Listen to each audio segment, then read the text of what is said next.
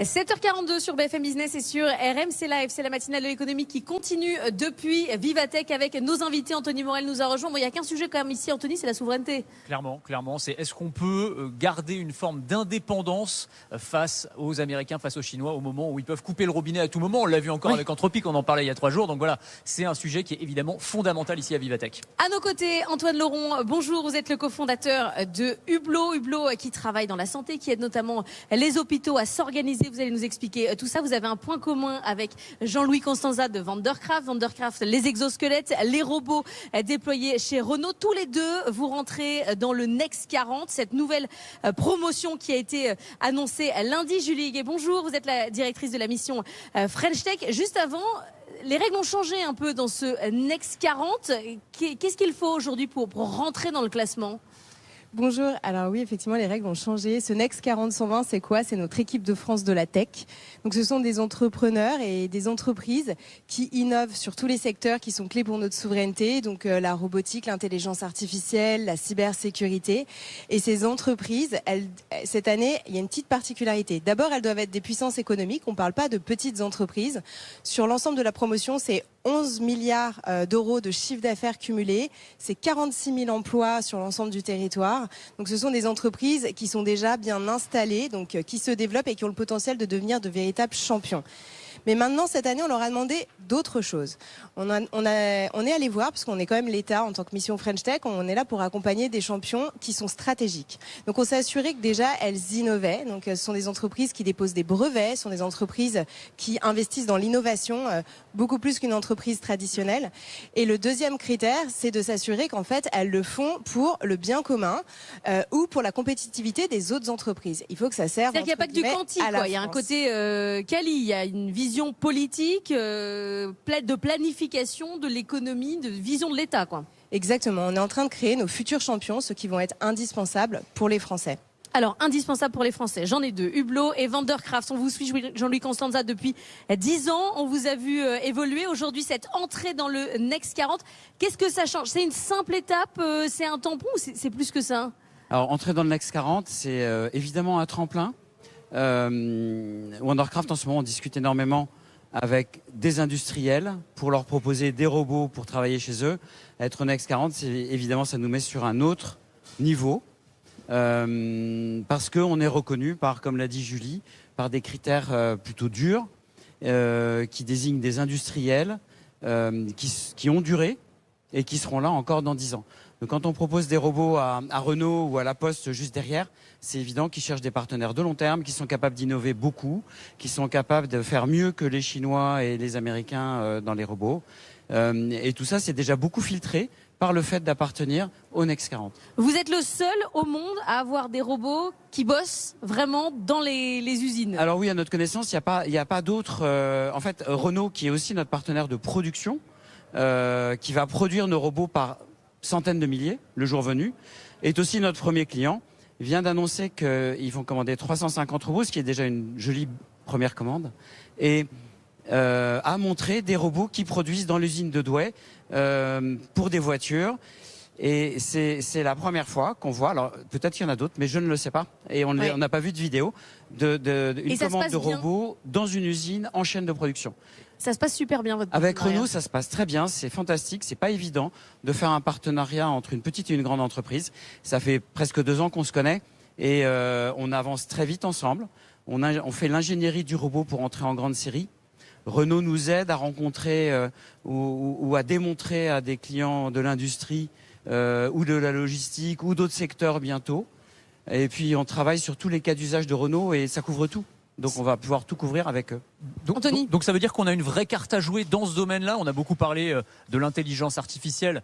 Jensen Huang, le patron d'NVIDIA, a dit que la robotique, c'est l'étape ultime de l'intelligence artificielle, hein, son incarnation physique d'une certaine manière. On avait l'impression que la France était très en retard finalement là-dessus, face à Unitree, à Figure, des entreprises chinoises, américaines. On a vraiment une carte à jouer dans ce domaine-là aujourd'hui, c'est une réalité ?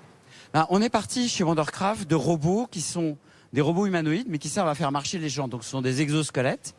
Du coup, on s'est retrouvé il y a 5 ans avec une plateforme unique parce qu'elle emmène des gens qui font plus de 100 kilos et qu'il faut une fiabilité totale parce qu'on n'aime pas du tout l'idée qu'ils puissent tomber.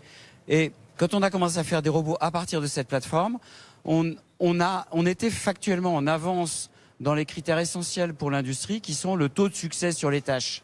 En fait, un robot qui fait des erreurs tout le temps, même s'il a un ROI, une rentabilité positive, il va la perdre tout de suite. Donc les clients cherchent des robots fiables et puissants parce qu'on cherche à en remplacer des tâches pénibles. Des tâches pénibles, ça veut dire qu'on porte 20, 25, 30 kilos. Et on est à peu près le seul à pouvoir porter des charges de ce type. Donc oui, on est arrivé très fort sur le marché. Et pour l'instant, on gagne nos contrats face aux Chinois et aux Américains. Antoine Laurent, vous, chez Hublot, vous occupez de l'organisation des ressources humaines dans les établissements de santé. Ça résonne avec ce que disait Julie, c'est-à-dire qu'il faut des entreprises. Alors certes, il y a de l'innovation, de la révolution des changements. Vous, c'est la révolution de l'organisation, votre boulot. Alors c'est peut-être moins spectaculaire que les robots, mais c'est quand même fondamental.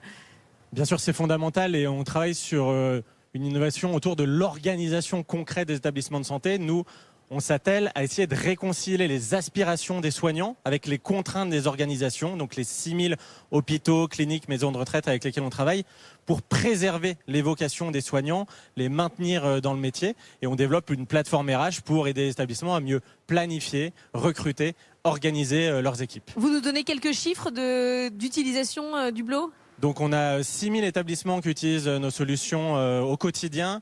1 300 000 professionnels de santé inscrits sur la plateforme.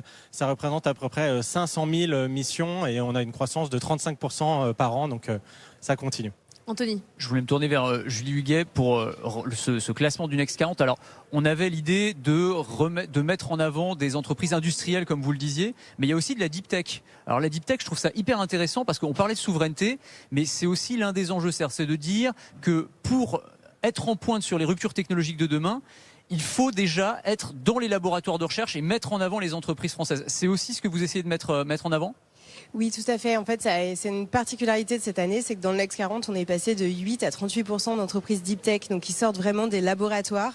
On pense qu'en France, on a une véritable carte à jouer. On a parmi les meilleures écoles, les meilleurs laboratoires de recherche, et on est en capacité d'innover donc dans les secteurs qu'on a cités précédemment, donc la robotique, l'intelligence artificielle, pour ensuite pouvoir les mettre à disposition des secteurs clés comme la santé, comme le fait Hublot dans la santé, comme Akemia le fait également dans la santé pour trouver des traitements sur des maladies rares finalement. Et donc si on maîtrise cette chaîne de valeur, si on maîtrise ces technologies, ensuite on va pouvoir innover dans tous les secteurs. Et c'est pour ça qu'on essaye d'avoir de plus en plus de deep tech et qu'on a amélioré les critères autour de l'innovation, les dépôts de brevets, etc. pour en avoir plus finalement.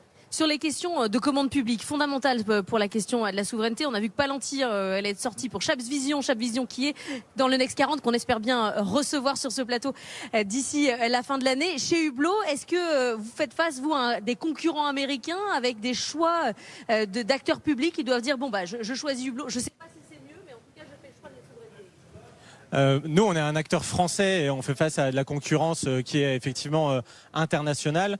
Et donc, on est ravis aussi de représenter ça dans le Next 40. Et évidemment, il ne faut pas être naïf en termes de souveraineté. Et on essaye de travailler un maximum aussi, nous, avec des partenaires français et évidemment des partenaires étrangers quand les technologies sont meilleures. Mais on veut ne pas se rendre dépendant et être capable de changer et de ne pas se rendre dépendant d'un seul fournisseur, d'un seul partenaire.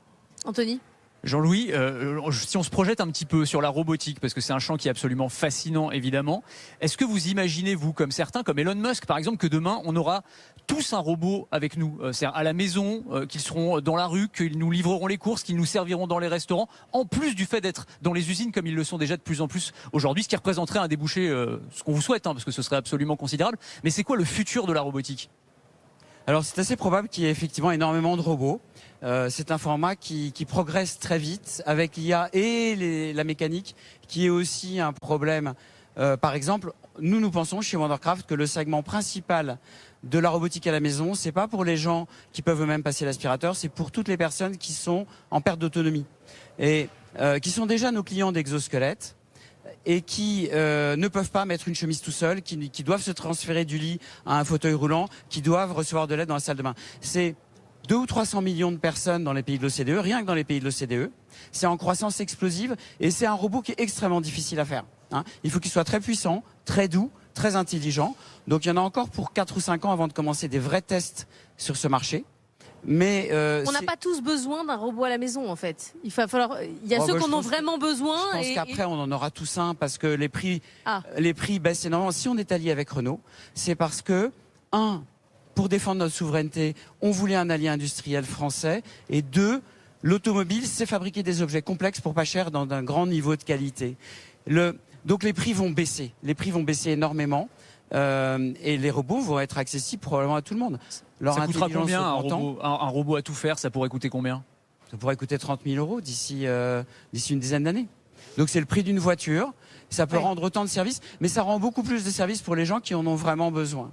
Et c'est pour ça que l'aspect souveraineté est colossalement important, parce que dans un premier temps, dans les usines, si simplement des fabricants non français ralentissent la livraison des pièces détachées, vos usines s'arrêtent, puis vos EHPAD s'arrêtent, vos hôpitaux s'arrêtent, le pays s'arrête. Donc la menace potentielle d'un continent, on voit bien que le monde est devenu plus dur depuis le début de l'année et depuis les quelques années.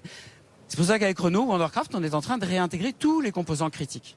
On réintègre tous les composants critiques, il faut savoir les faire chez nous. On n'a pas fini de parler de souveraineté ce matin depuis Vivatech. Un grand merci à tous les trois de nous avoir accompagnés ce matin.